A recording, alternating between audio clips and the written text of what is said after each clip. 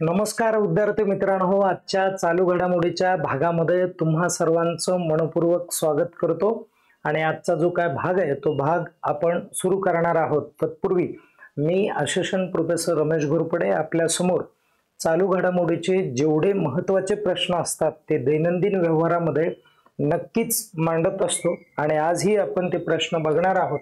पहिला प्रश्न बघा काय सांगितलेला आहे इथे, तर 2025 मध्ये थायलंड हा जो देश आहे या देशाचे हंगामी पंतप्रधान म्हणून कोणाची नियुक्ती करण्यात आलेली। मित्रांनो, थायलंडचे अगोदरचे जे काय पंतप्रधान होते ते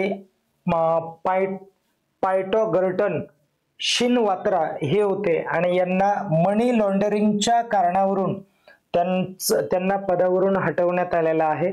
पैशाची अफरातफर केलेली व्यक्ती म्हणून असा जो काय हे आहे काय म्हणू त्याला की ब्लेम आहे किंवा संशय आहे असा घेण्यात आला आणि यांना पदावरून काढण्यात आलं। म्हणून आपलं जे काय उत्तर आहे आता हंगामी पंतप्रधान म्हणून फुमतम वेचयाचाई यांची नियुक्ती करण्यात आलेली आणि हे जे वेचयाचाई आहेत ते उपपंतप्रधान होते। अगोदर कोण होते ते उपपंतप्रधान असं हे पद होतं।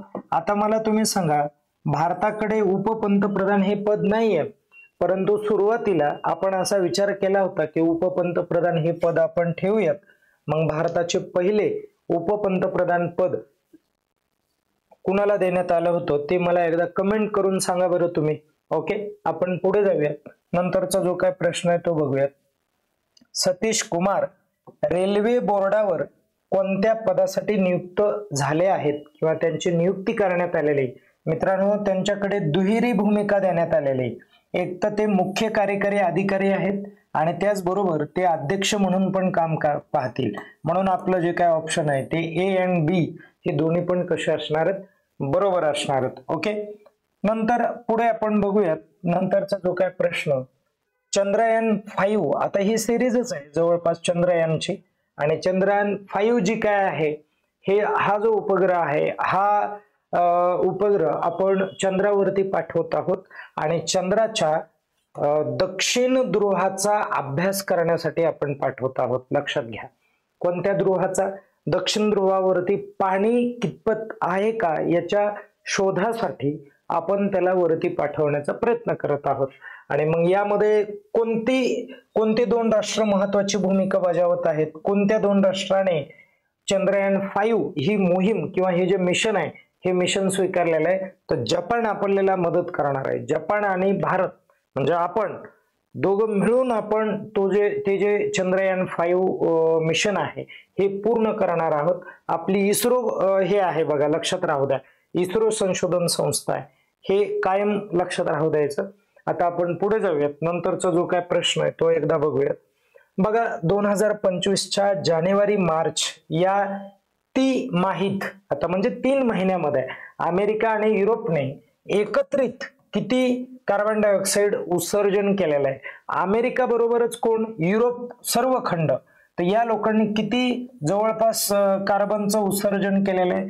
तर 801 दशलक्ष टन एवढं जे काय कार्बन डायऑक्साइड आहे हा विविध कंपन्यातून ह्याच्यातून बाहेर टाकण्याचा प्रयत्न केलेला आहे। ही खूप चुकीची गोष्ट आहे आणि हेच लोक नेहमी ओरडतात की ग्लोबल वॉर्मिंग जी काय आहे ती कमी झाली पाहिजे, पण यांनाच लक्षात येत नाहीये की सर्वात जास्त जे नुकसान आहे पर्यावरणाचं हे लोक करताना दिसून येत आहेत। जपानने 2027 पर्यंत संरक्षण व संरक्षण खर्च GDP, ओके लक्षात ठेवा, संरक्षणाचा खर्च आणि सुरक्षाचा खर्च या दोन्ही क्षेत्रासाठी GDPच्या किती टक्क्यापर्यंत नेण्याचा प्रयत्न केलेला आहे, निर्णय घेण्यात आलेला आहे। त्या जपान सुरक्षेवरती किती टक्के खर्च करणार आहे एकूण GDPच्या? तर 2% खर्च करणार आहे। कारण जगाची एकंदरीत परिस्थिती विचारात घेतली तर लक्षात येत आहे की जग आज जर आपण स्ट्रॉंग नसू तर एखादा जो देश आहे आपल्याला दाबण्याच्या तयारीत असतो। आणि मुख्यमंत्री महिला रोजगार योजना ही एक योजना आहे आणि ही रोजगार योजना 2025 मधली आहे, म्हणजे चालू वर्षातली आहे। आणि मुख्यमंत्री महिला रोजगार योजना कोणत्या राज्यात सुरू करण्यात आलेली आहे? तर ती बिहारमध्ये चालू करण्यात आलेली। यासाठी महिलांना आर्थिक मदत दिली जाणार आहे आणि त्यांना त्यांचा उद्योग उभा करण्याचा प्रयत्न म्हणजे आर्थिक सोर्स जो आहे तो अवेलेबल करून देण्याचा प्रयत्न केला जाणार आहे। सुरुवातीच्या टप्प्यात थेट त्यांच्या अकाउंटला 10,000 रुपये दिले जाणार आहेत। त्याच्या माध्यमातून छोटा मोठा उद्योग उभा करता आला पाहिजे महिलांना। आणि त्यानंतर जनसुरक्षा प्रोजेक्टची जी काय सुरुवात आहे ती कोणत्या राज्यात करण्यात आलेली आहे ते सांगायचं तुम्हाला। जनसुरक्षा, जनतेची सुरक्षा झाली पाहिजे यासाठी गुजरातमध्ये अमित शहाने ही जी घोषणा आहे ती केली होती आणि खूप महत्वाचा तो काय मुद्दा असलेला आपल्याला निदर्शनास येईल, ज्या माध्यमातून जनसुरक्षेसाठी 112 नंबर हा जो काय नंबर आहे हा नंबर म्हणजे निश्चित करण्यात आला।